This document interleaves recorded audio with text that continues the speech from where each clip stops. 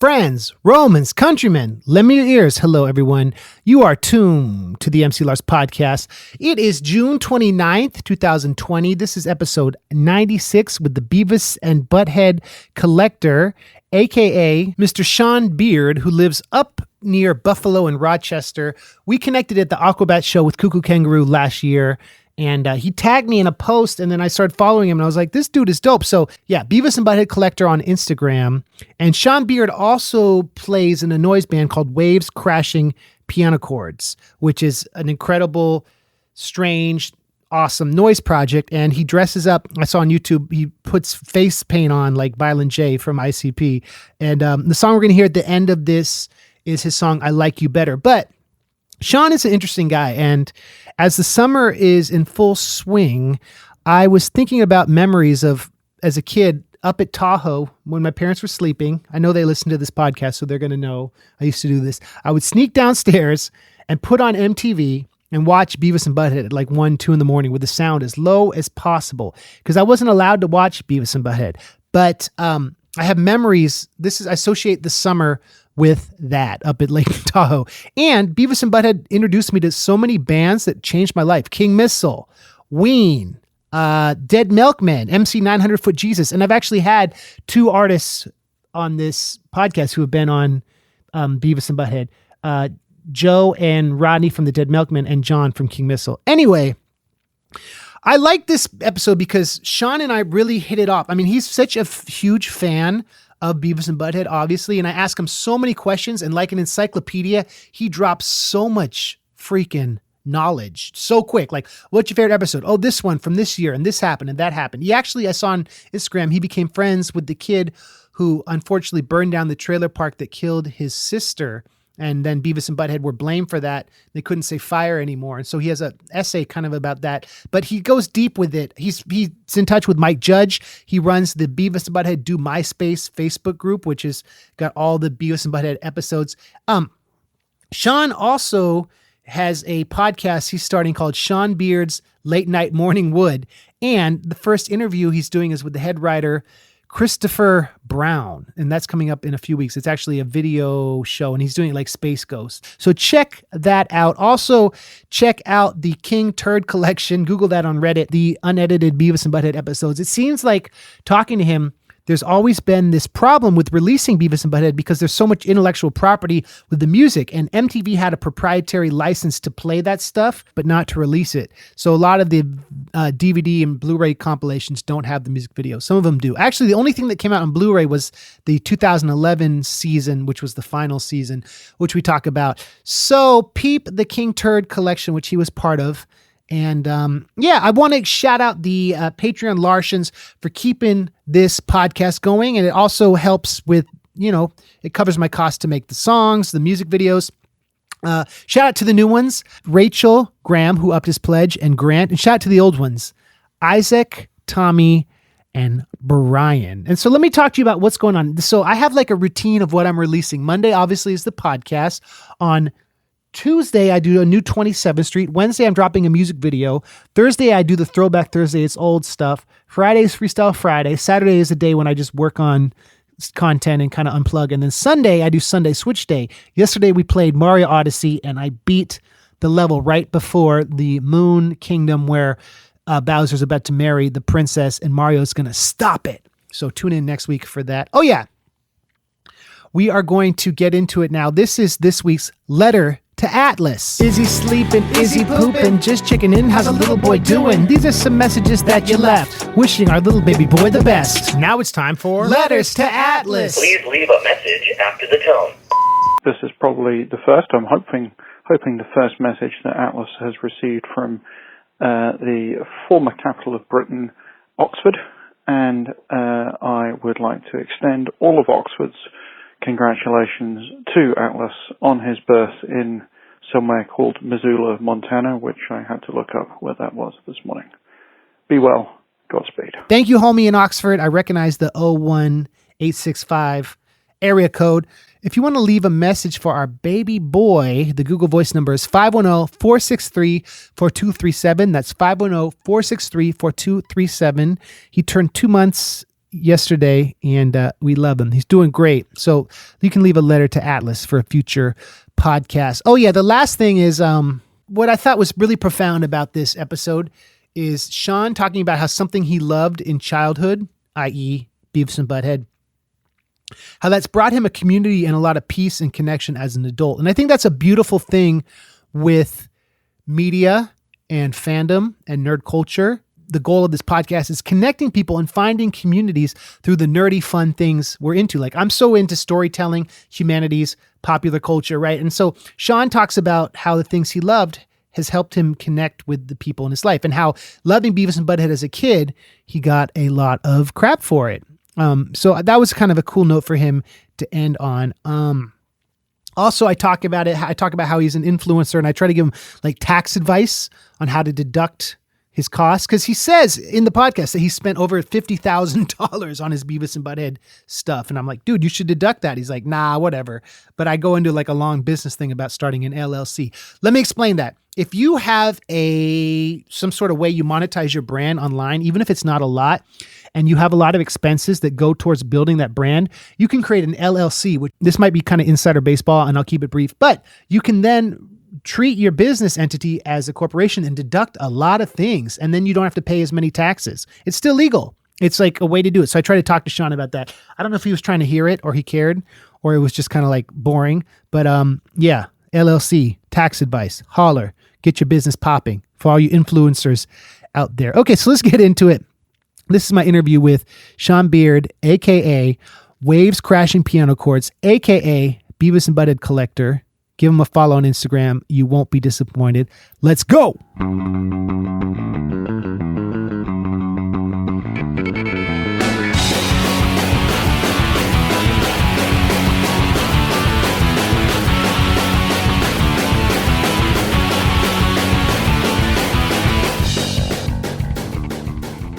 Ladies and gentlemen, I'm here with the Beavis and Butthead Collector, Sean Beard. Sean, what do you go by? They know me as Sean Beard. I guess I'm known for a few things besides the Beavis and Butthead collecting. You are a noise musician. You were saying you have experience with audio. So let's talk about that. When did you start making noise music? Oh, man. Realistically, probably like the year 2000. It's kind of a funny story because I joined like a nu metal cover band, as was the thing to do back then. And I didn't really have any talent. And all those bands back then had that, like, you know, 7th or 8th member who just had a sampler.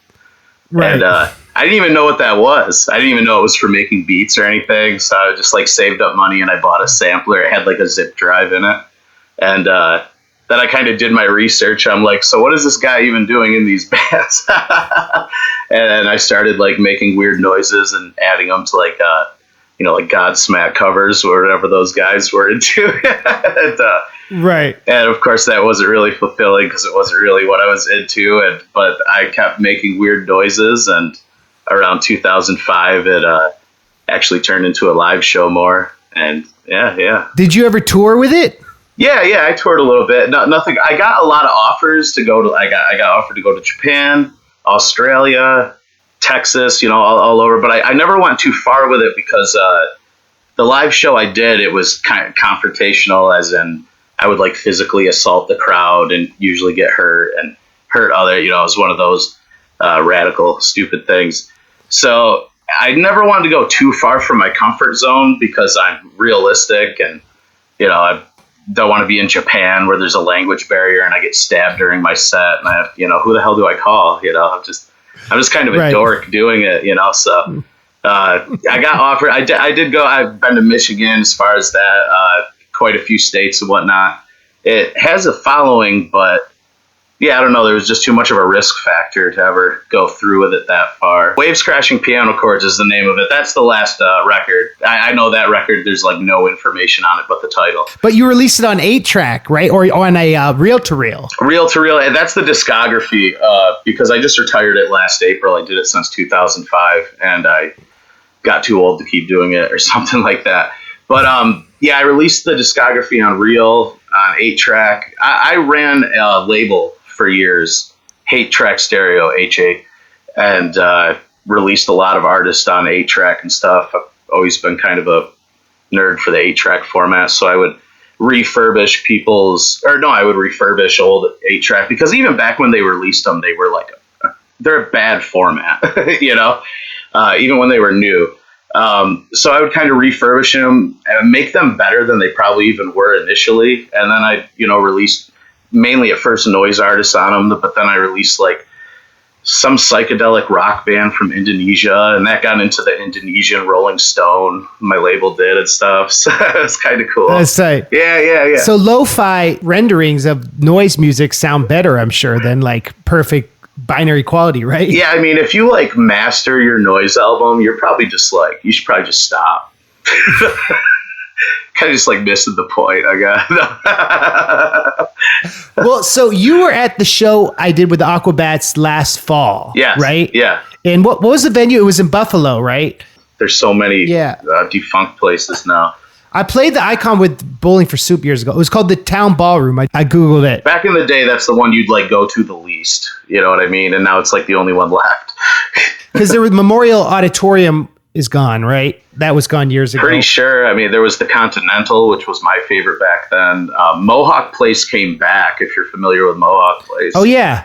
Yeah, that's kind of like it'll close and come back. But I hear they still have a cigarette machine, so that's kind of fun. I played there with MC Chris probably 8 years ago, maybe 6 years ago. Yeah, Mohawk. That's awesome, dude. Where'd you grow up? I grew up in Silver Springs, Warsaw, New York. It's near Letchworth State Park, but Podunk town. It's about an hour, 10 minutes from Buffalo, out with all the cornfields and stuff, Oh, right. Yeah. So Buffalo was the biggest metropolis. Yeah, and you didn't even go there. You'd go to like Rochester or Henrietta. It's right. Once I got to the age where I was going to shows and stuff, yeah, you'd go to Buffalo.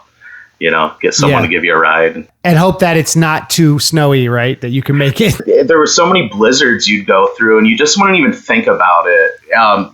But apparently everyone else did, because you'd see like a pretty well-known band with like 15 other people, because you're the only other one dumb enough to like show up. And those are some of my favorite like show stories, though, is that intimate of a setting. The bands were probably disappointed. What was the biggest band you saw with the least amount of people that was caused by a snow event? Remember that band Lamb of God? I saw them to probably like 15 people because of a blizzard. This was probably like 2001 or something like that. All my best friends are metalheads. You get that reference, I'm sure. So right. Yeah. Just me being in the new metal band, it's like, this isn't really my thing, but like, you guys need an extra member. So I've never been much of a metalhead, but I've seen so many metal shows, and it's funny. It's like I can tell I'm getting old when I tell people I saw a certain show, and they're like, "You saw that?" Did you ever see Nirvana? I was born in '87. You would have been 8 when he committed suicide. No, I would have been like 7, like 6 or 7. I remember the year it happened. My cousin put a like Kurt Cobain like death poster on his wall, or not a day. It had his birthday and death day. I didn't get into grunge or any of that stuff, so I was kind of It was like the one thing I didn't admire about the generation above me when I was that age.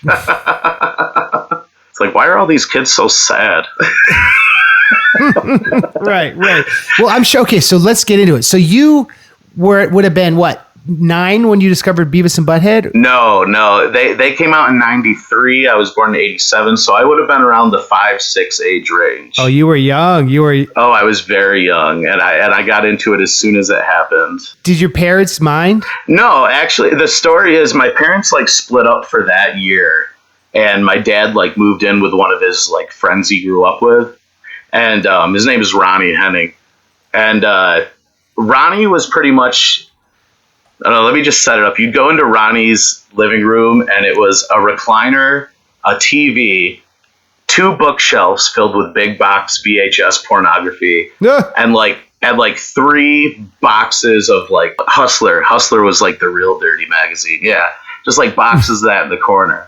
So I'm like 5-6 years old going to visit Dad, and I like go into this guy's house. I'm just like, this guy rules, Because at that age, that guy does rule. You don't like sit there and be like, man, what a loser. He's just like got a TV, a couch, and beats off to porn. You're just like, this guy kicks ass. So they were going to go like out doing something or whatever. Wait, you were 6? No, I was 6. And anyways, my dad and him we're going to go do something. And Ronnie was like, oh, put some cartoons on for him. And of course, Ronnie's idea of cartoons was Beavis and Butthead. So that was the first time I saw Beavis and Butthead was at Ronnie's house. And it scared me because they're drawn so, like, especially in the early episodes, like Beavis kind of looked like a raptor. I felt at that age. It's almost like dinosaur looking. And then Butthead's just like acid face caveman guy. But even though it like scared the hell out of me, I just like I loved drawing as a kid, so I started obsessively drawing them.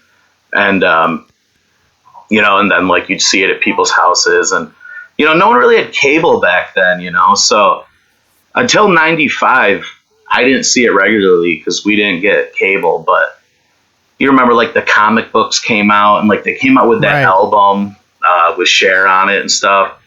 And I had all that because I was just instantly connected to those characters. It just, I don't know, it got me. And then around 94, I remember we went to a comic book shop about a half hour away. It was like a comic book trading card shop. Real cool place. Stuff like that doesn't exist around here anymore, that's for sure. And they had packs of the Beavis and Butthead cards. And yes, and my grandma being awesome, instead of like getting me a pack, the guy was like, I have the whole set. So she bought that, and that started the obsession. All the episode cards. Remember how cards back then, it'd have like if for TV shows, it'd have like the episode and then the description of it on the back, and stuff like that. Yeah.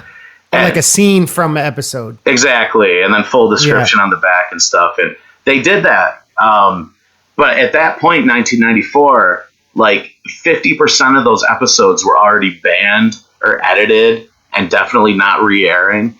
So I had all these cards with all this information, and I couldn't see any of these episodes. So I'm just like, I think that spawned the obsession that much more, is that I'm into it, but there's a big part of it that's not obtainable. And that's profound. That's very profound. Something like that. and well, it's interesting that they came into your life during a time your family was changing, right? Yeah, at I guess a very so. young age. Yeah. You were the age I was when I discovered Roger Rabbit, which I have like a similar like love for and collecting. I love Roger Rabbit. Yeah. So you discovered a lot of cool stuff at that age, like media that looked like kid friendly, but maybe it's not appropriate for a 5-year-old. Like Roger Rabbit is kind of scary, No, I even thought of that as a kid because the end scene. What's the bad guy's name in Roger Rabbit, dude? Judge Doom. Oh my God, when his eyes popped out and he goes into that high pitched voice, man. I remember it because I would keep watching the movie because I loved it. But when it got to that scene, I knew to fucking walk out of the room for a bit, and I'd hear it from the other room, And he's trying to kill Eddie Valiant. Yeah. Plus, there's a lot of sexual humor. That's one of my favorite movies of all time, actually. Did you know that they released, how like they had the black hole that they would like throw on the wall so you could almost like teleport? Yeah. Did you ever see they made toys where it's like the suction cups are black and it would come in twos, so you could put like Roger Rabbit on his back half on one thing? You ever see those? Yeah, those are cool. And so, or the cab, so it looks like they're going through the wall. Yeah, dude, you know what I'm talking about. Yeah. Those are so cool. It's such creative toys. I love it. Well, Roger Rabbit was interesting because I feel a similar connection with it because it was so heavily late 80s, but because Spielberg and Disney had a feud, they stopped making them, right? They made the movie and then the 3 shorts, and then they stopped merchandising it and everything because of this copyright dispute. So it's like similarly, like you're talking about the Beavis and Butthead cards. Yeah. I'm intrigued by it because it's a finite amount of content instead of like The Simpsons, which is infinitely sprawling. Do you know what I mean? Very true. Yes, very true. Yes. I know exactly what you're talking about. Yes. You have a very popular Instagram account, and it's probably the definitive Beavis and Butthead collectors Instagram account. But you also touch on South Park and other like 90s subversive cartoon culture. How do you decide what makes it onto the Instagram and what doesn't? In my opinion, early South Park has a lot to do with Beavis and Butthead. Yeah. When the show started up until the movie. Okay. The 1999 movie. The South Park movie. Yes. I think when South Park started, Terrence and Phillip were Beavis and Butthead. Ah. Right down to the color scheme. Right. One-dimensional characters really just making fart jokes in front of a couch. and T and P on the shirts. And then you go to the movie, and the kids go and see the Terrence and Phillip movie, which leads to Kenny imitating a fire scene, which leads to him dying, which leads to the parents scapegoating and blaming the movie. Interesting. Then at the end of the movie, when Kenny gets the wish from Satan so that everything can go back to normal, he takes off his hood and he says, "Goodbye, you guys." That's actually voiced by Mike Judge for those two words. That's pretty cool, though. I've forgotten that. When Beavis and Butthead stopped, oh my God, I was 10. And, I went through a lot of really bad stuff as a kid. And that was still one of the hardest moments, was when that series finale ended and those two walked off into the sunset together and it said the end. I mean, that just was so heartbreaking for me, because those two characters helped me get through my childhood. That was my escape. That was what made me happy. My mom would watch it with me. She would laugh so hard. It was nice to see her that happy. Yeah. So there's a lot of emotional connection with it. So when those characters left, and when they left, they were just gone, as I'm sure you remember. It's just series finale, boom. They weren't in stores anymore. It's just, they're taken away. Why did they end it? Do you remember? Mike Judge wanted to. He wanted to do King of the Hill. He actually, in the contract for the movie, said, "Okay, I'll do the movie, but I'm only doing one more season instead of the 3 more seasons you want." Ah, you know so much, dude. It's awesome. I think he was done with the characters, because Mike Judge was kind of nobody, and they picked up Beavis and Butthead. They bought it for him for they bought the character rights for I think $5,000. I think it was. Whoa. Sometimes he jokes $500. And then he pretty much made the right choice of staying on and voicing them, which, they didn't even want him to do that at first, apparently. Then the show took off like crazy, but they completely rushed it into production. If you watch those first 3 episodes that aired... Like Frog Baseball? Was that one of the first? No, that would have been the Liquid Television premiere. So that's something he worked on his own in 91. It got picked up in 92. And then when they made him do the show... Those first 3 episodes, which it was 27 years ago, what was it, yesterday or 2 days ago was the anniversary. It was Blood Drive and Door to Door, and they are bad. They're really not good. Right. It is amazing that people saw them. But I think at that point, them doing the music video commentary struck a chord with people more than the animated segments. Yeah. And Mike Judge really wasn't too into doing these music videos, you can kind of pick up from interviews. But it also was a necessity, because they're like, okay, we're doing the characters. We need episodes. Just write anything. We'll just make it. Through doing all the music video commentary, he more or less developed the characters in that first 6 months. Beavis literally only said yeah for 30 episodes. Right. To being really, honestly, the more outspoken character by the time the show was really, Cornholio. Right. Stuff like that. I mean, the early episodes, Beavis would just be like, yeah, and that's it. Right. And I'm sure doing the music video commentary allowed them to have, this is kind of what you're saying, have twice as many episodes for half as much work, right? Yeah, because in reality, the cartoon segment was a 3-minute episode, broken up 3 times by these 4-minute music video parts. So, and that would be a half hour? Yeah. They would just do 2 episodes, but each of those are really 3 to 4 minutes. And then the rest of that is all the music video commentary. And you could tell by 96. No, really you could tell by 94, but by 95, 96, the episodes themselves started being written really good. That's what it's really known for, is that era of the show, when they're calling Harry Sachs and prank calling him. Right. It just, in the early ones, they really weren't even charming. Butthead was just a bad person, and Beavis just said yeah, and they did a lot of really crazy stuff in the crude era, as the fans have deemed it. They go to Mexico, they smuggle pills and condoms, they blow up the neighbor kid's house, inhaling fumes from his stove. And then they got in so much trouble with it. I don't know if you're familiar with the controversy with the kid burning down his trailer and stuff. What episode inspired that? They say it's the episode Comedians, which is episode 1 of season 3. They go to a comedy club. Beavis goes to juggle burning newspapers, and he just burns the place down. And right. They stand outside watching it burn down. being like, we should be on TV. But there were a lot of episodes before that stirred up some news segments that are still available on YouTube. Go on YouTube, type in Beavis Tom Brokaw, and it's the only video that should be on YouTube, in my opinion. It's perfect. That's all YouTube was made for, was to preserve this 8-minute news segment. About the death of the kid. Yeah, about a few of the kids. But the one in Moraine, Ohio, Austin Messner, he's the one that really, he burnt his trailer down. He was 5. His 2-year-old sister died in it. And the mom blamed the show. And that's when they just flat out were like, we need to edit all of the fire scenes out. Mm-hmm. We need to completely revamp what these characters are. And I give her, Darcy, I give her a lot of credit for saving the show, because I like the way it started out. It captured, especially growing up in a town like I did, it captured those 2 kids who you don't want to run into when you're walking around your small town. Right. You know, they'll be like, you want to throw rocks at dogs, you know, or something fucked up like that. And you're just like the real scary kids. Right. And I appreciate that about the Crude Era, because no one has really realistically captured those kind of kids since and tried to make it humorous.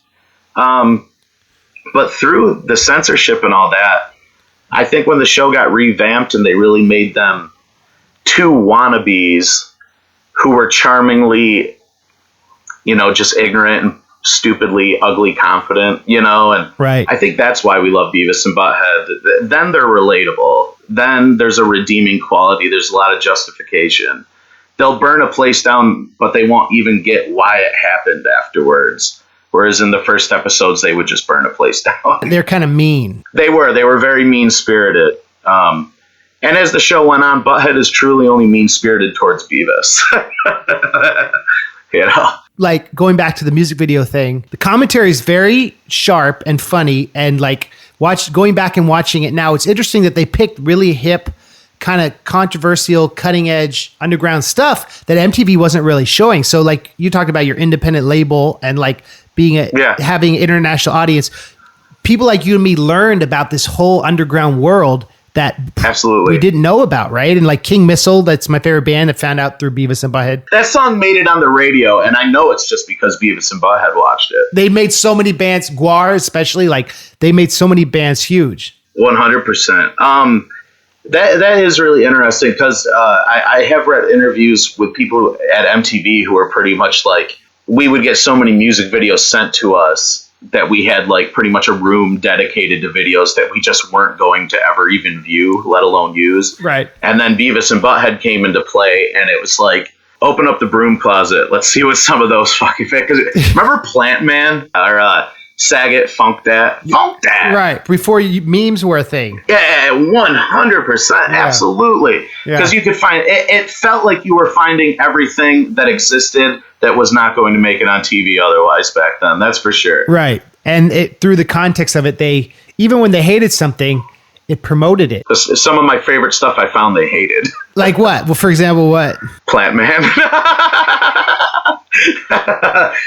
Right. What was that one chick that did I Kissed a Girl like 20 years before Katy Perry? Jill Sabule. You even pronounced it right? Shit, man. I love you. Was she on there? Hell yeah. And it was I Kissed a Girl. Fabio was in the video.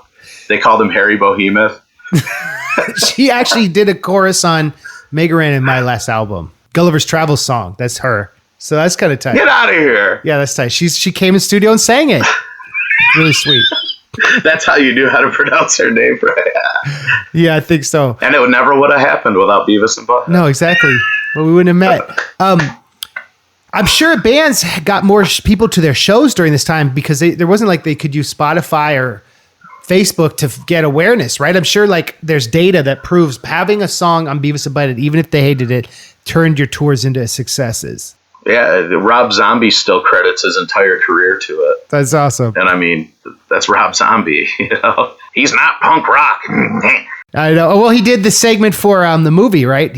Where they're tripping in the desert, right? He directed that? Yes, which I did not get as a kid. Because I was 9. I didn't get that he took a bite of the peyote. Oh, right. Yeah. It didn't even make sense to me. But yeah, he did that whole segment. So it came back for one more season, what, in 2011? It was 1 month. Why do you think it didn't come back as hard? It did, actually.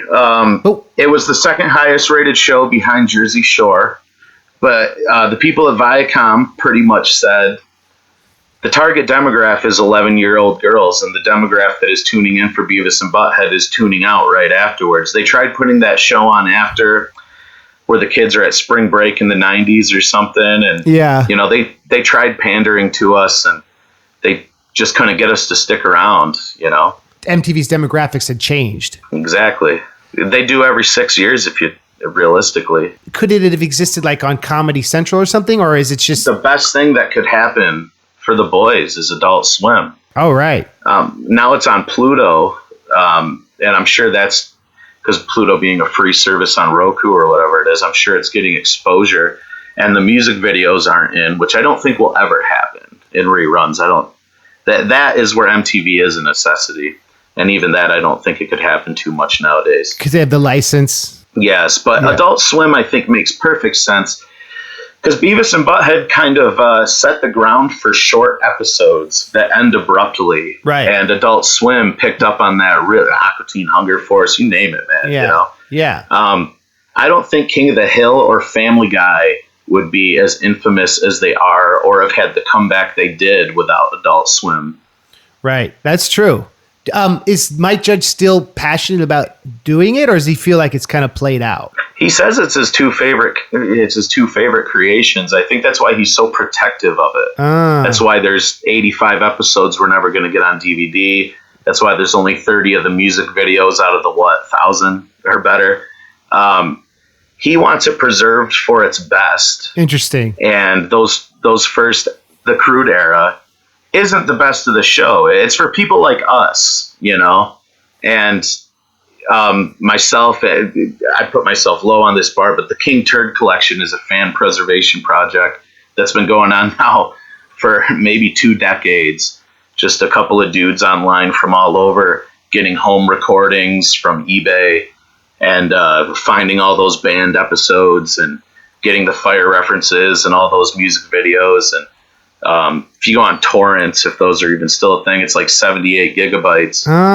So it is all there, but it's all thanks to fans. And I kind of agree with them that that's how it should be. I wouldn't want a kid going out now who's into Family Guy and Rick and Morty, picking up a Beavis and Butthead DVD and having to wait 85 episodes before it gets to when it's really good. So this King Turd Collection, they find the best versions. Do they update it when they get a higher resolution of something rare? Yeah, the last time we released it was a few years ago now. We pretty much we found a lot more sense.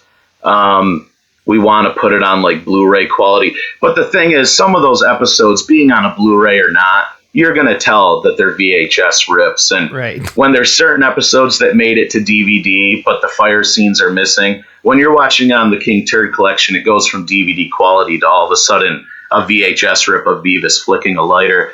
But I mean, it gives it a little charm because there's a lot of history. And I think that's a lot of why I'm so obsessed with it. So people listening can just look for it on Reddit. Is that the newest one you know of? If it's the V.2 or whatever. And if you YouTube King Turd Collection, a preview we made comes up, and it's kind of like gives you the gist, the fire scenes, the music videos, all the TV appearances. So you were involved in this? I was more involved with it when I was like 16. Like when I had just finally gotten on a computer and on the internet, you'd hook up a VCR to your compact Presario and get the stuff on there. Some of my rips still exist, but as far as that updated version, I doubt anything that I found is on it because it's all been updated since, But you helped start it. Yeah, that's part of it, yeah. Do you have a favorite episode? Can I pick 2? Yeah. My favorite, as in the one that made me laugh the hardest as a kid, and probably the first time I ever laughed that hard. You know that, like, you're a kid and it's, like, midnight for some reason, you're sleep deprived and, like, you're laughing at anything? Right. It was like that times 10 when Beavis cuts his finger off in Woodshop. Okay. That resonated so hard. They're in Woodshop and there's the table saw and the teacher's not paying attention and they're like running the phone through it. Just everything you wish you could do at that age. Right. And then Beavis gets so fixated on the idea that he's just like looking at the the saw going, and all of a sudden he just puts his finger through it. Just assessed it. Yeah. It's exactly how it would happen too. It just kind of like rolls over on the table. It's like not cartoony. And it gets sewed back on, obviously. Yeah, and then he's picking his nose with it, and it comes out. Oh, that's like. Have you seen UHF? UHF, is that some wrestling stuff? No, it's Weird Al's movie from the 80s. Oh! When I was too young to really recall, yes, yeah. The host cuts his finger off. It's like that, but he doesn't react, which is why it's funny. He keeps doing the show. They kind of brought it back in the King of the Hill episode. There's one where Dale cuts his finger off the same way. Then what's the other episode? What's it called? Skin Trade, which is one that's not on any of the DVDs, so I'd imagine most people might not have seen it. They're at a junkyard, and Beavis finds like a dead animal. You can't even really tell what it is. I think maybe it's like a squirrel. Yeah. It's like already rotted and everything, and they decide to try and sell its fur.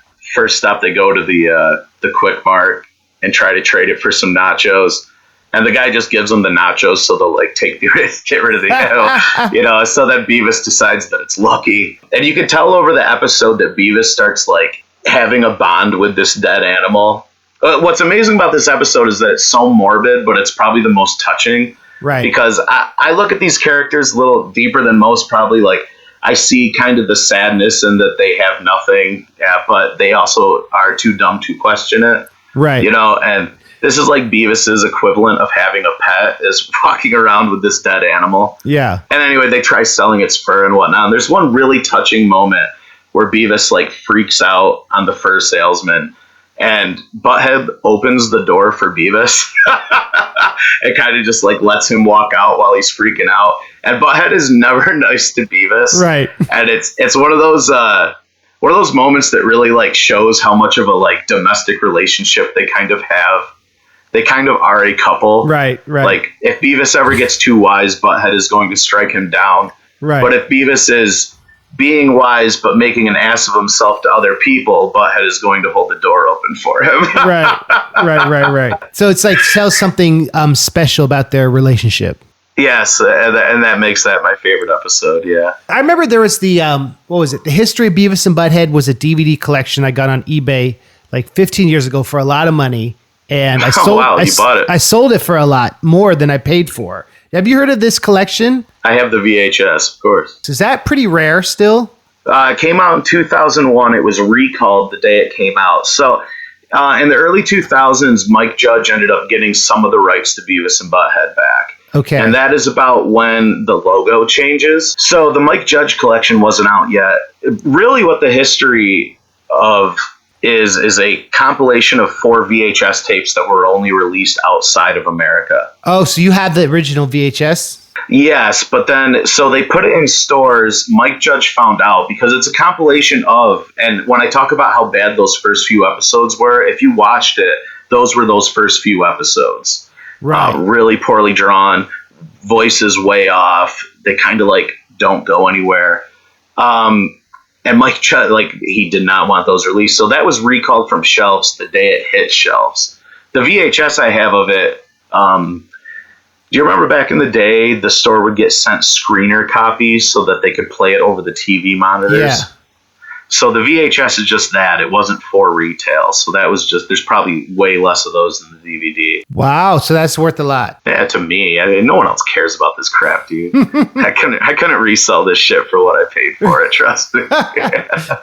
Okay, so I remember that was like the first time it was on DVD, though, for the Mike Judge collection. It probably felt that way, but there were 2 DVDs that came out before that, limited releases. They were just repressings of 2 of the VHS tapes that were already out. The one for Christmas and the one for Final Judgment, which had Cornholio on it. This History of Beavis and Butthead, then, did that become part of the King Turd collection? Like, we did use that, absolutely, because some of the episodes on that were only VHS rips from home recordings up until that point. It's on eBay for like $300. Yeah, I know. That one holds its value. I mean, how many years has that been? Almost 20 years, and that's still selling for hotcakes. So when I sold it, someone in France bought it on eBay from me. And I was like, interesting. These guys. I hope they have region coding. You have a cool thing on your Instagram, which is a shirt that you printed of all the character positions from the handheld game that got recalled. Talk about that. Was it Tiger? Yeah, Tiger handhelds. Yeah. We all remember them who were there. One was released in 1994 for the boys. I remember when you'd get the VHS tapes, it had like a 2-page catalog of merchandise you could find, and that was in there. Yeah. Dude, I begged my mom to like take me to the city, you know, like we got to find this because it wasn't out here and you didn't assume it would be. We went to like every store that we could and nobody had it. And it was just like the one thing that was unobtainable even as a kid. So go years and years and years and years later, probably like to 2013, one actually popped up, like just a loose one on eBay. And I'm like, holy shit, they really did make them. And did you so get then it? it became, oh yeah, I got it. Yeah. The goal became to find one sealed because they must have made them in packaging if I got the loose one. God, it was actually an awesome story. It was like years and years of waiting, and then one popped up in its packaging, but it was like beat to shit. And I got it for like $150, which was like way stupid because nobody even knew that this was rare at the time. It was just like squished. Do you remember like what the packaging for those was like? It was the type that you had to cut open with scissors. Right. I'm looking now. Yeah, and they would hang like the J card. It's like the packaging scissors come in that you can't open because you're buying scissors. It was like ripped up or what? Yeah, it was like so beat up and everything. But at least I finally knew what it looked like, you know? Right. So I get that and I'm all stoked and it comes in the mail.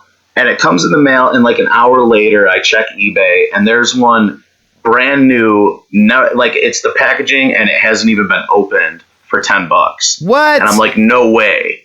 So I got two copies in packaging in a week after, I don't know, I guess 2 decades, probably. Really, if I think about it. Was it buy it now for $10, or that was like the lowest? Yeah, dude. Really? And the person could have like looked at the sold listing from a few days prior and been like, "Oh, it's worth $150." So then over the time, let's see, they've been popping up because pretty much my goal is, and I will admit it, I hyped the shit out of the Tiger handheld. It was my what would you call it? My holy grail of collecting. Right. And I feel like it has a lot of history to it because they tried to put Beavis and Butthead on a children's handheld video game. And it's a talking, like there's only 2 Tiger handhelds that talk. And this is one of 2. And of course it says like dumbass, asswipe, and dillweed. What's the other one? It's either Turtles or no, it's Turtles. Okay. It's Teenage Mutant Ninja Turtles. Yeah. So yeah, of course it was recalled for those reasons, you know. I ended up finding one last year, another sealed one. Bought it from a dude, and he had a story. He had held on to it since he worked at Toys R Us or Kmart back in the 90s. And pretty much his story was, we got the box in, and then we got the note that we had to return them, and I stole one. And I kept it, you know, so that I could make some money someday.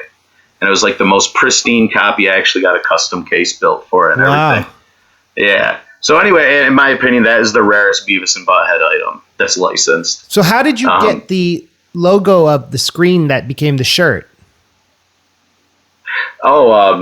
Actually, it was pretty easy. In the instruction manual, and they always had a little mapped out key of it. Oh. But it's like a microscopical image. So you pretty much had to scan it and then, you know, like redraw it all. Yeah. That's yeah. That's tight. So that one took no talent. And that where can people find that? Is that limited Sean edition? Beard, the shirt? Yeah.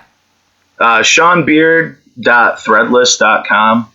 Cool. I also have shirts for the Noise project I did, and the other one, which is my original design of Beavis and Butthead as Cartman and Kenny. That's my own original drawing. And you sent me a sticker, a few stickers. That you drew that? Yeah, I'll send you the original pencil sketch. Actually, it might be on the Instagram. That's dope, man.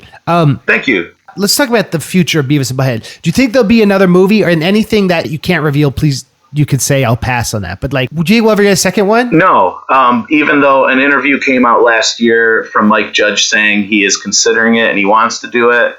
And then he threw in a comment of how he can modernize it or something. I was like, I don't know, dude. I am content with Beavis and Butthead being done at this point in my life. Yeah. I like that. I like it that the show is done, but they still make appearances. Like they did the intro for Pedro the Lion last year at their concerts. Right. And it's like a Pedro the Lion music video and they're doing their commentary. When you know these characters as well as I do, they are very predictable. That is almost the joke, is that they are so predictable. They repeat the same joke over and over again, and they still think it's funny. Right. People say there needs to be a Do America 2. Isn't it amazing enough that there's a great hour-and-a-half movie of these two one-note jokes, and it's flawless? Right. Like, you really expect another one, and it's going to be good? Yeah. Right. But don't get me wrong, I want it. If it happens, I want it. I'm going to be all for it. I think I just accepted a long time ago. Fair enough. And the TV show, probably when that came back, 8 years ago, 9 years ago now, that was super exciting, huh? I cried. Yeah. Yeah. When it like aired and the song started and I heard those laughs, I literally had the thought in my head, I'm so glad I didn't die yet. Because back then I was doing the noise thing and my life was crazy and I could have died. I was being stupid and young. So that was one of those moments. That's amazing. It was like my daughter getting married or something. I have no kids, by the way. What was the series of events that led them to bring it back temporarily? I think MTV was pushing it because they wanted them doing commentary on Jersey Shore and stuff like that. Right. And I think that was the weakest part of the comeback. Did you watch it? Yeah, and I remember like they did the It's So Cold in the D, like YouTube Now stuff. that was awesome. Right. There's only like 2 episodes from that season where I'm like, oh, no, what did you do? And then all the music videos are great. I love it when they'd watch Teen Mom. Right. But I didn't like the Jersey Shore stuff. I don't really watch Jersey Shore. I don't get the appeal. And I feel like that was very pandering to the 11-year-old girl demographic that MTV was hoping was going to tune in for this and grasp onto it too. They were hoping it also would promote that show. It instantly dated it. Yeah. Some of the best are in there and some of the worst. Right. Are those in the King Turd project? Those were released on Blu-ray in full form with all the music videos. The movie has never been released on Blu-ray. The original series has never been released on Blu-ray, but the 2011 series was. The movie has never been on Blu-ray? Do you think it will be? I don't. Like, the 20th anniversary was in 2016, and the soundtrack got a picture disc vinyl release, but I don't think the studio even had that much. It didn't even say 20th anniversary or anything on it. I think it was just a coincidence. Wow. I rented out my local theater and did a screening for the 20th anniversary, man. I celebrated. Yeah. And I had to use a DVD. That's interesting. It took Roger Rabbit a long time to get Blu-ray finally, and they added a bunch of stuff. It was worth it. Well, I actually have a VHS, which is almost guaranteed all the behind the scenes footage that would be put on a Blu-ray if they ever did. It's something that was sent out from Geffen, or it was for Geffen. It's actually the only footage I've ever found of Mike Judge doing Cornholio, and you can see him doing it. Did you digitize it and put it online or not? I'm sure we'll put it on the King Turd collection the next time it gets updated there. That's what's up. That's the one. I haven't come too public with that one because Mike Judge follows my page. He talks to me a bit here and there, and I'm surprised he hasn't bitched at me yet because I do borderline on some of the things he doesn't like done, but that footage, I don't remember. I got it on eBay, and it's like 45 minutes. It has the little old lady doing the voice recording for, the Sluts. You're right. It has Isaac Hayes with his band. Wow. Writing the intro song. A couple of mean guys. Yeah. You figuring that out. Right. It's pretty much everything you'd want, except there's nothing that shows anything to do with the animation. But I don't expect we'll ever get that because they were kind of just sending everything to Korea back in those days. So interesting. Yeah. So do you have a favorite of Mike Judge's movies? I don't know. Some extracts captures white people better than King of the Hill. Okay. Where even at our meanest, we're like sugarcoating it. And, right. I think what really blew my mind at the end of that movie, so they have a neighbor next door who keeps coming over saying, like, aren't we going on that trip? And they keep sugarcoatingly saying no, as most nice people would, do or whatever. And then at the end, like, everything boils up, a divorce is happening, and the woman ends up running into him, and she explains to that guy how the world views him, which I always thought was just so brilliant. Like, those people that are so oblivious. Right. And she just sits there for like 3 minutes, putting him into perspective for himself. And I just remember my heart dropping, like, what will the response be? Because I've done this to people before like that, and it just isn't one ear out the other, and you're like, oh, now I'm just a dick, and they don't listen. But this guy has a heart attack and dies. Right. I just love the idea of if that person was truly confronted with themselves, they would just die. And that made that my favorite Judge movie. So there's Office Space, Extract. What else? He's got the new show there about the computer nerds. Yeah. And the documentary. Idiocracy. No, you're right. That movie did predict quite a bit of things. Yeah. That is my least favorite, though, because I feel like it's the least Mike Judge-like humor. I like his slice of life. Like, I'm a big cartoon guy, but I'm not into cartoons that are too cartoony. So are you a Ren and Stimpy fan? I think Ren and Stimpy's brilliant, but no. Yeah. I'm not really a fan of it. Yeah. I laugh when it's on, but it is truly cartoony. Right. I think the best cartoon that's happened since home movies is F is for Family, if that puts it into perspective for you how I am. Where can people stream Beavis and Butthead now? They're airing all the DVD sets on Pluto. Okay. Without the music videos. Right. And if you want to see all the episodes that weren't released on DVD without music videos, you can join Beavis and Butthead Do MySpace on Facebook, and that's my group. And I have all the episodes uploaded there for you to stream. Plus some music videos, anything that wouldn't get flagged, it's up there. You host them as videos in the group? Yes, it's a private group, so you have to join. You can't share them or anything. You go into the group and you go to the search bar and you type in full episode Sean Beard, and I think all 85 or so episodes pop right up. That's quite a service. With the videos?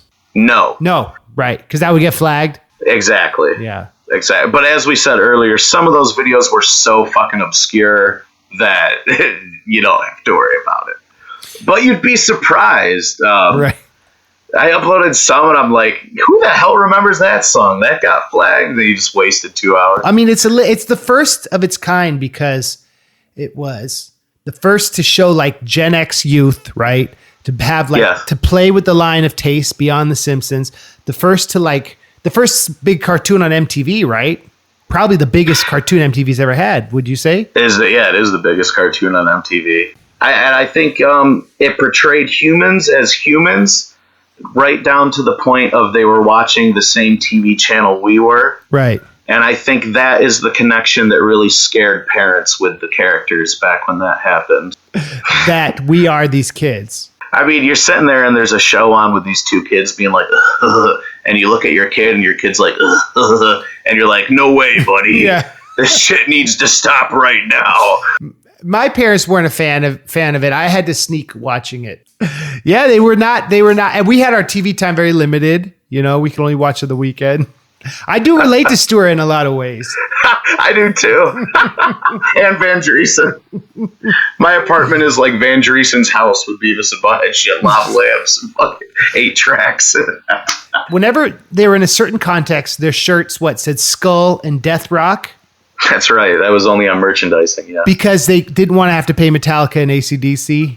Well, who the hell would want to pay Metallica for anything? Right. I'm sure AC/DC and Metallica loved the free marketing, right? AC/DC loved Beavis and Butthead. That's why I think there's 2 licensed AC/DC shirts that were sold at their tours. Really? Yeah, they're badass too. And back in '95, AC/DC would open up their concert with Beavis and Butthead trying to get into the VIP room, and Angus Young coming out or something like that. It's all animated.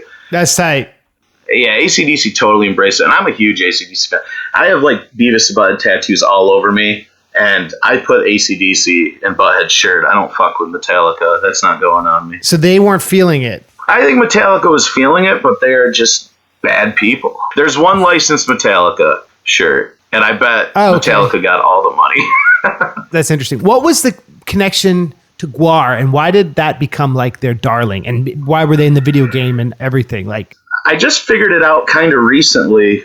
So the Crude era, there was an animator at the time in it, and he was only involved during that time. He was the guy who made Codename Kids Next Door. Codename Kids Next Door has an episode where Gwar does all the music. Oh. So I think it is quite likely because, and I believe it is like the 7th episode, and we just discovered this a month ago, there are 2 frames where Butthead is wearing a Gwar shirt. Nobody has noticed this until like a freaking month ago. I just made a post about it.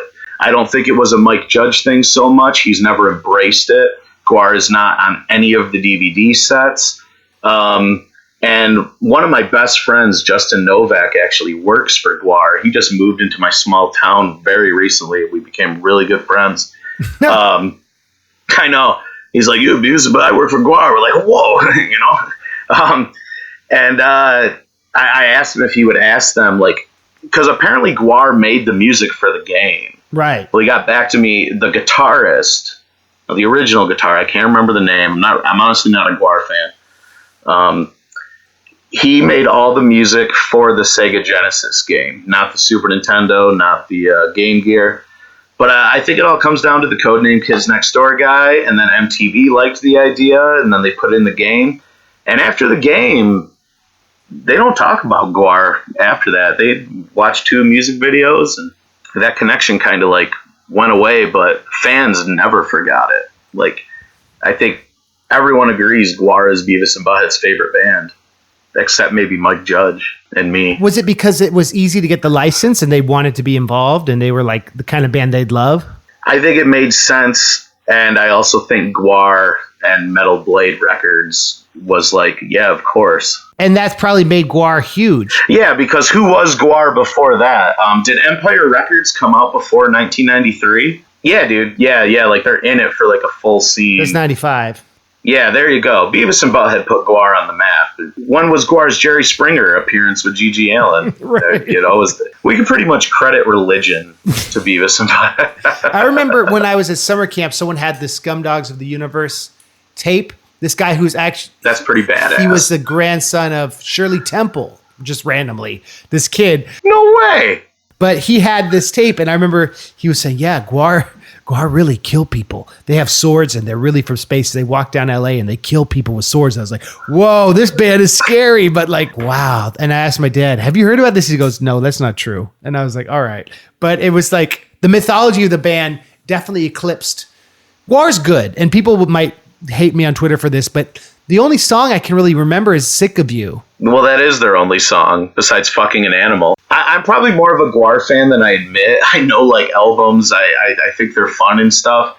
But at the end of the day, it's like, I think they suck and I don't really like what they're doing too much either. I like the spectacle that is Gwar. I like the idea. But their music kind of sucks. I'd go for Slipknot. Actually, I'll go for The Locust. Can we even compare them? Gwar, like when we played The Gathering, the Juggalos, we got to watch from backstage how they did all their blood and production. It's pretty impressive. See, that's cool. That was tight. Yes. And if you're a special effects geek and I like all that stuff, latex costume, yeah. Gwar, 100% rules. That's where they rule. Their stage show. Absolutely. And the way they do it and whatnot. And I've heard a lot about it from Justin and whatnot. It is impressive. But can they make a 2-liter bottle of Faygo shoot 50 feet in the air? Probably not, dude. Probably not. I wonder what Beavis and Butthead would have thought of ICP, because it was definitely after them. I think Beavis would like it, and Butthead would slap the living bejesus out of him for liking it. Right. I'm a juggalo. I've been down since 97, so... Because wicked clowns never die, Lars. Have you ever been to a gathering? I'm not the type of guy who wants to go into a yard for 3 days and shit. What is the most valuable thing you have? The Tiger handheld, or? Because I've hyped it up.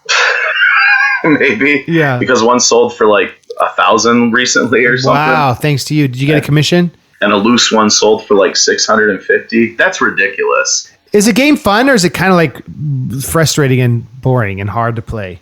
Well, you remember those games. Yeah, it's frustrating and boring, but at least this one actually swears. Right. So for 94. I mean, it's a shame it got recalled because you would have been the coolest kid getting that taken from the teacher in 1994. Right. Yeah.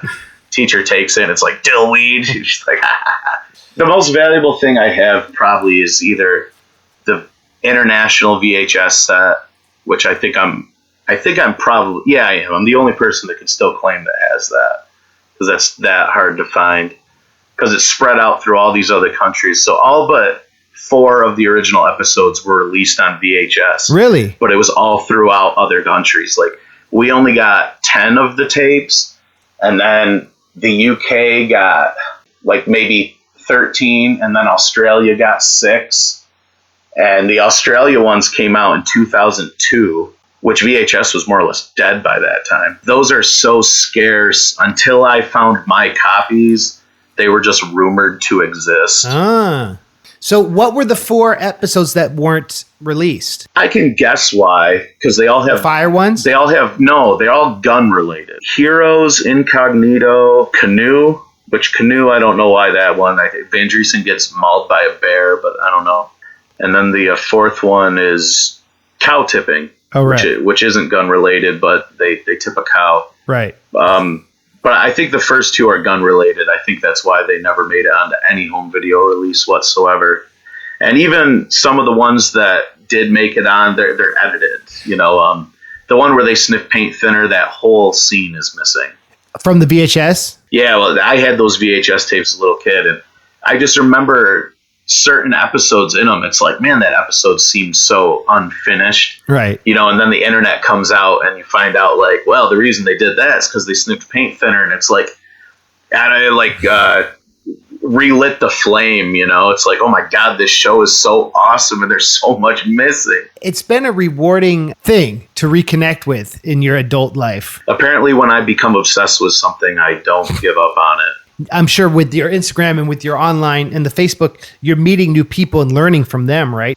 Yeah. I mean, the biggest one, once I got on Instagram. That's fun. I discovered in 2000 and 2001, Japan released like a whole line of Beavis and Butthead merchandise, from figures to dolls, over 20 dolls.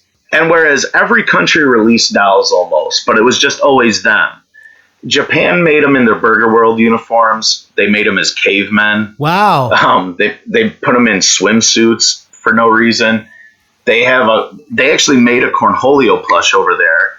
No other country thought to do that. It's kind of strange. And they made 2. And not only did they make Cornholio plushes, the one goes over a box of tissues and you pull the tissues through Beavis's mouth. Right. The other is a toilet paper roll holder.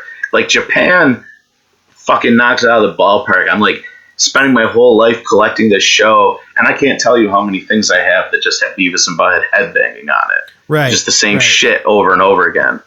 And then you find out one day that almost 20 years ago, Japan released everything that you've dreamt about. So you've been collecting mainly that Japanese stuff. The past 2 years, I've been collecting just the Japanese stuff. And I think, I got it all. Yeah, I got it. That's part of your thing. You want to collect things that look brand new and still have the tags, right? That's like the dopest. Because the collection is more or less becoming complete lately, that is what it's turned into now. If something pops up in better condition. Right. How much total gross have you spent on your Beavis and Butthead collection?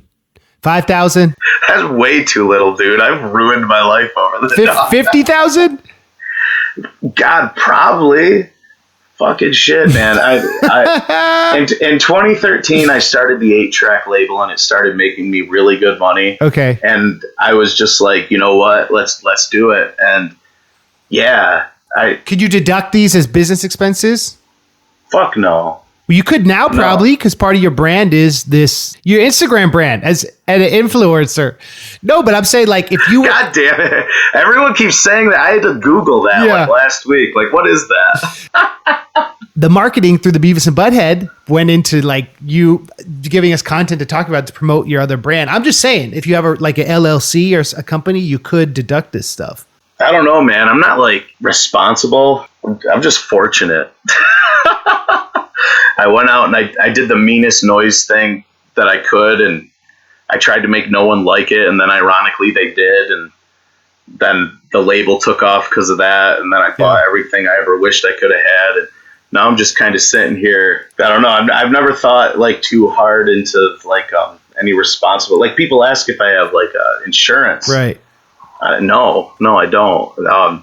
Also, if everything goes up in a fire, half of this shit is one of a kind. I can't get it back anyways. So I mean, I guess I did make like a few dollars on those shirts. I think I made like $2 on each one. That's what's up. How many do you sell, you think? Close to 200, which is, wow, that's so cool to think people are wearing that. That's tight. Yeah. What were those figures that came out? Like you were posting about it. They were, the reaction, like, throwback? Dude, I was going ham on those, wasn't I? You didn't like those. You could tell I was a bitch when that happened. I was like, these don't look good enough. These are stupid. You guys are dumb. Yeah, I was going off, man. Japan released some new figures last year. They're about maybe like an inch and a half, maybe just an inch.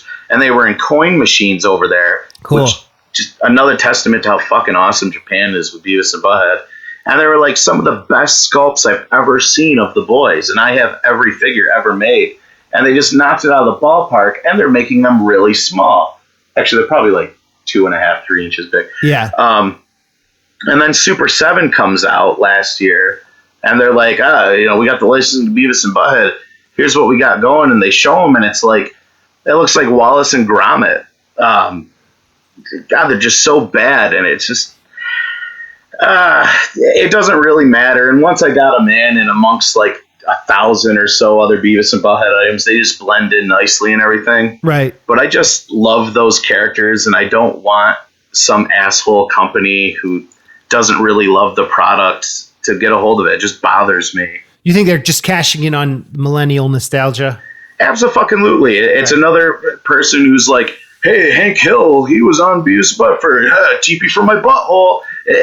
I'm sorry, I'm sounding like an elitist. Yeah. But I would rather true fans get the licensing rights and put out real merchandise. I mean, for all I know, the people in Japan 20 years ago weren't even fans, but they fucking cared enough to figure out what people would like. Right. And it took 20 years for the one person who cared to find it, but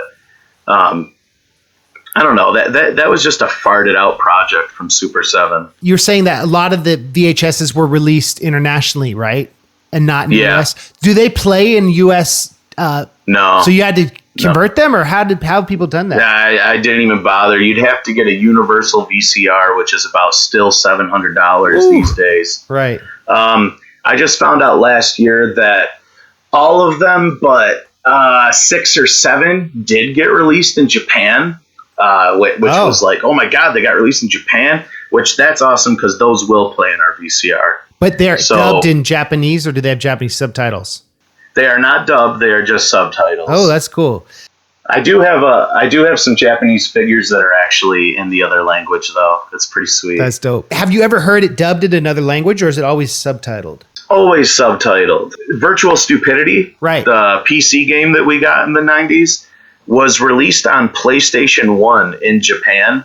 And if you ever played that game, it's like a point and click, find the item using the right spot type game, which was big with PC games back then. Yeah. Like, there's so much voice acting in that. That has got to be the most they were ever dubbed in another language, because it's just endless talking throughout that whole game. So you're saying that they couldn't have done subtitles in other languages? I've talked to a lot of fans from other countries now, and it's interesting to hear how little it translates. From what I get from everyone in Taiwan and Japan, the reason that Beavis and Butthead is more iconic there nowadays to 90s culture than it is to us is because Beavis and Butthead, as a character, embody the ugly, white, perverted American teenager. And so the surface joke is there enough for them to like it and get it. To get it, right.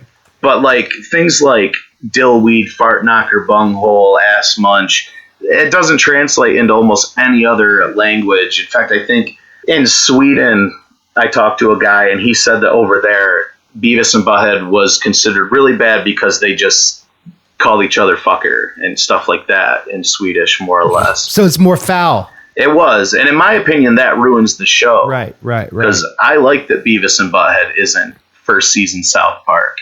Right. I like that even when like a word like vagina comes up, they'll kind of, they can't even get it out. They start laughing.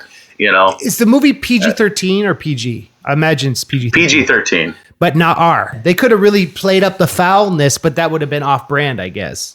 I think it would have been off-brand. If it would have came from anyone else in the movie, it wouldn't have been the two boys, because they really don't. They don't do that. I remember reading about this canceled 1996 arcade game, but what do you know about this canceled arcade game and like the leaking of it? So they made 9 or 12. Each one, I believe, is a 3DO. Does that make any sense to you? 3DO, yeah. Yes. Okay. And let's just say there were 9 of them. Each one is a little less or more completed than the next. So it's not even the same one on each one. It was actually made, I think it was Sega and Atari, something like that. Anyways, it got canceled. It was never finished. And the prototypes were contest prizes for like MTV.com in 1996 or something like that. It was definitely online or something, because I wasn't on the internet back then. I didn't see it. There's very little documentation about it, just enough to pretty much prove what I'm saying right now. Right. All of the cabinets share the same art, but some lack more than others. They're all in different shapes. Galloping Ghost Arcade, that's the name of it. They scored one. They've got it. You can go there. You can play it. Plan on making a trip out there someday. Would love to. And nobody can rip it.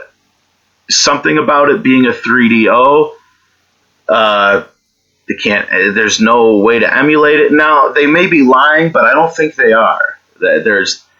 Maybe you know more about this subject than me when it comes to emulation and all that stuff, but it seems there's something with this one that makes it borderline impossible. So if the hardware fails, it's gone. It's freaking gone, dude. But but you said there's 10 of them? Right, because there's probably one out there that only has one stage, whereas this one has 4, and then it has a 5th one that you can see, but it won't let you go to, on like the level selecting. Like it was a promotional thing, but what stopped it from being like made commercial? Did you explain that? I'm trying to figure that out. They just gave up on it. I actually talked to one of the guys who made the game a few years ago. Are you serious? Yeah. I'm trying to think of the tidbits of information he gave me that were interesting. Because I was mostly like, why would you use sound clips from such obscure episodes like this one? And Cornholio is in it, but also Butthead can go into Cornholio mode. And I remember him saying something to the extent of the Cornholio episode had just aired, and he had a feeling that it was going to be iconic to the show, so it was the last thing he added before it was just canceled. And he didn't have too good of an answer as to why it was canceled. It was just everyone gave up on it, and we're like, just stop. Type deal. So you're saying it was also came out toward the ends of the show's run, right? It was starting towards the beginning. It was quite a long project, he said. Right. Because some of the audio clips are from the first episode, not Frog Baseball, but the first episode for the series. The arcade, there's probably like people come from around the world to play it. And I'm sure there's like a line to play it if it's the one of a kind playable, right? Well, apparently Galloping Ghost Arcade is that in general. Like, they have a lot of prototypes that never came out. So if you're just, like, into arcade games, this place, I guess, is your heaven. You're going to play a bunch of games that never came out in general. That's tight. If it were to be hurt... In my heart, I believe that they have already emulated it and have preserved it, and they're not releasing it. Because if they care so much about preserving it but not letting it get out there, I would understand. Because like you said, if something happens to that arcade and it's gone, then these guys are assholes for letting that happen if they could have stopped it. It's a piece of history, piece of pop culture history. And these guys apparently care about that stuff, so I'm guessing they probably figured it out but aren't releasing it. What is the value you think of it? It's probably priceless, right? The actual game. You would think. I had one pop up not long ago for about $3,000. Really? Which is Yeah, which, don't get me wrong, I don't just have $3,000 on me. Right. And I had so many people being like, "Why don't you start a GoFundMe? You know, people would totally help you buy this." And I don't feel right about that stuff at all. So I didn't even bother. Yeah, I have a couple $100,000 and views about it shit, and I need a few more thousand. Fuck you, dude. Like, no, 100,000. I don't fucking know. Do you ever have dreams that you've like come across a room or a store, like a vintage store, and there's Beavis and Bud stuff you didn't know existed? Because I got dreams about Roger Rabbit stuff like that, and like rare Weird Al albums or something. That's why that Japan story, figuring it all that out, is such a big like moment for me, because I remember the day after. Like, I found out all that stuff. I started finding all these pictures. Be like, oh my God, they made this. Oh my God, they made this. I remember waking up the next day and thinking it was a dream. Thinking yesterday was a dream, and then being like, oh my God, this is the first time where I've woken up and it really did happen. Yeah. I've gone to like flea markets in my dreams and just been like, a Cornholio Pez dispenser. I didn't even know they made it, which still doesn't exist. Right. But yeah. That's tight. How about this one, Lars? You ever fallen in love with someone in your dream who you don't even know, and you wake up and you're like, oh my God, I miss them? Well, now that I'm married, I don't really have that dream, but when I was single, I would. Well, yeah. For sure. Yeah. I'm talking that. Yeah, I was young. Yeah. When I had, but yeah, I remember waking up and it's like, you're like, oh, I miss them. And then you're like, wait, that person doesn't even exist. I can't even picture what they looked like. There's like this longing that like, yeah, there was so much passion in that dream. You know about like the story of Plato's allegory of the cave? Have you heard of this? Old Greek. No, tell me. Okay. It's the idea that Plato talks about how this is how he sees reality. And I think this will relate to Beavis and Butthead. He believes that all reality is, we're looking at a wall in a cave and there's a fireplace and people are doing like finger puppets that reflect on the wall. So the shadows we see are what we see as reality, but real reality is the hands and the puppets that make up these things, right? So Plato's idea is that certain people step away from the fire and realize that this is all going on. And what I think is interesting about Beavis and Butthead is that they both show like especially in how they see the world through pop culture, they see the shadows, but the camera also turns and reveals that we are the people looking at the shadows. And I think that's like why Beavis and Butthead is so timeless. And I think like the merchandise, the different cultural representations, it resonates with us because it's how we consume and relate to popular culture. And I think I've always thought about that. I wonder if you've ever thought about that, or if that sounds crazy to you. No, not at all. I actually think that's beautiful. Usually I'm the one making the big metaphors about Beavis, but at the end, I like that a lot. I do. They are idiot savants in their own way. I think they are a lot more smart than what is led on in the characters. Right. But also, they're also the same. They're the type of characters that no matter how smart they get, they would always think that somebody who is smart is an asshole for being smart. What do you think is the smartest thing Beavis has ever said? And by the way, people who are listening at home, Sean has not read any of this trivia. It's all from memory, like naming episodes. It's not like he has. I've been looking on like the Instagram and Wikipedia just to make sure I can keep up with you. But your memory is incredible. Just wanted to say that. I think the smartest thing Beavis has ever said, it always makes me cry. The Christmas episode, you remember, where it's not A Wonderful Life, it's the Scrooge story. Okay. And Beavis is Scrooge in it, and he's the manager at Burger World in his dream, and Mick Vicker is working under him, his school principal, and Beavis goes home early to watch some porno on Christmas. And like the ghost of Christmas Past, but it's all like Tom Anderson and Ben Dreesen and Buzzcut. And they more or less show him how his ways are, making it so his coworkers are starving and their kids are going to starve and all this stuff. And then at the end, Buzzcut shows him his tombstone, which says, "Here lies Beavis, he never scored," and kicks him into his grave, his open grave. And Beavis is sitting there, and he's just about to have the epiphany that maybe he should change his ways, maybe he should be a better person. And as it fades out, Butthead is waking him up at work, and because it's his turn to sleep at work. And right. he's like, well, I just had this dream and about the future. And, the future, it's going to be all right. Because I'm going to have a VCR and some porn. And then it pans out and it shows that they were working on Christmas Eve the whole time. And it always makes me cry. But there is something very beautiful, because one of the formulas of Beavis and Butthead is that they never learn a lesson. Right. And I like how the lesson that he garnished from all that was that he has low expectations. Right, but that they're content about that. So therefore, if I grow up to have a VCR that I can play some porn in, I'm going to be doing pretty good, man. That's like the Generation X bleakness. Not even, because it all goes back to that guy Ronnie who had nothing but a couch and a TV and some porn, and he's like 30 years older than us. So right. That's true. The boomers. So in a way, that quote resonates with the guy who showed me Beavis and Butthead when I was 6. It turned out okay. It all turned out okay, man. Check out the Beavis and Butthead Collector on Instagram and seanbeard.threadless.com for his proprietary merch and his music. And to join the Beavis and Butthead fan group, is there like trivia you need to know? I forget. No, dude. Okay. No. It's called Beavis and Butthead MySpace Fan Club. Is that what it's Beavis called? and Butthead do MySpace. Do MySpace. I was close. Yeah. That's tight. I want to know if you want to plug anything else before we end, and if there's a song you want to hear at the end. Let's maybe play one of your tracks. That would be awesome. They're on Bandcamp, wavescrashingpianochords.bandcamp.com. That's what's up. Play the material from the Farting Corpse split. I Like You Better. Yeah, that's a classic, yeah.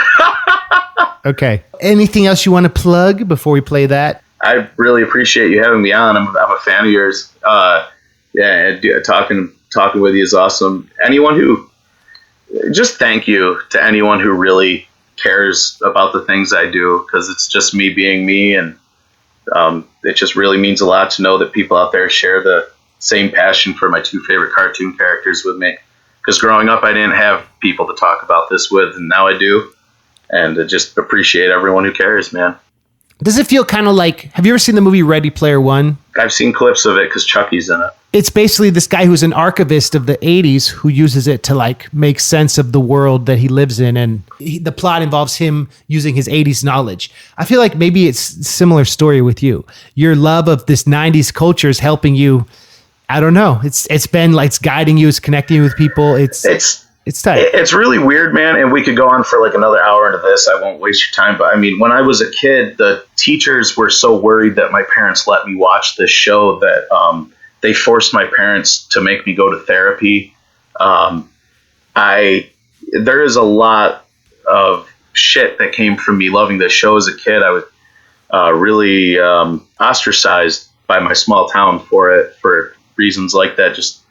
And so to be in my 30s and have Mike Judge get a hold of me, and be talking to you and stuff like that.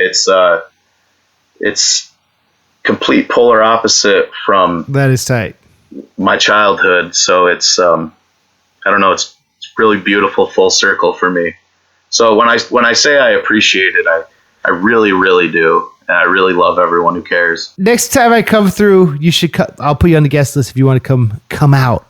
Absolutely. The only reason I didn't last time is because all the emergency room bullshit. But I would have loved to have been there, man. We'll definitely chill sometime. That sounds tight. I'd love to see get a tour of your museum there. You come on out, man. I got a guest list. I'd love to have your signature on it. That'll be tight. Hell yeah. Thank you, Sean. All right. Well, so we'll play your song and we'll keep it moving. All right. Much love, brother. Thanks, bro.